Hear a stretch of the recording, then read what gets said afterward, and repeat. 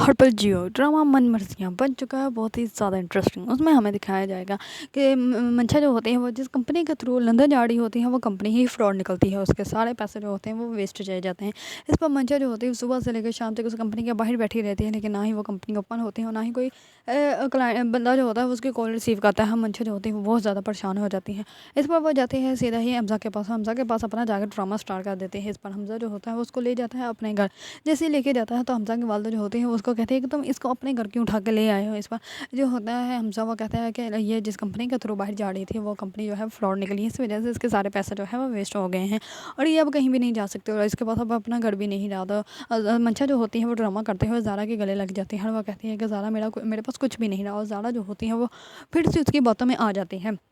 मंशा जो होती है वो अब ये अपना माइंड सेट करके बैठ के कि उसने इसी घर पे कब्जा करके बैठना और हमजा को जो है वो वापस हासिल करना चाहती है, क्योंकि अभी भी उसके दिलो दिमाग में ये है कि हमजा जो है वो उससे मोहब्बत करता है।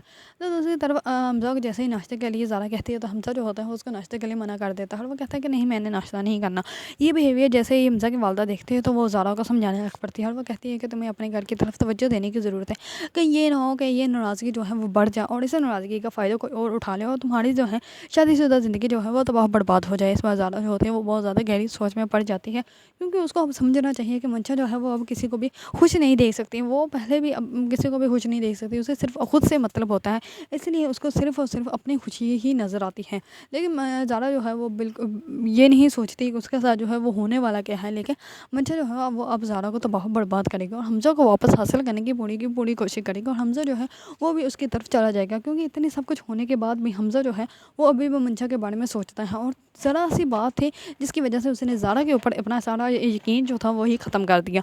अगर आप लोगों को ड्रामा मन मर्जियाँ पसंद है और उसके बारे में न्यू न्यू अपडेट जानना चाहते हैं तो मेरे चैनल को लाइक कमेंट एंड सब्सक्राइब करना मत भूलिएगा।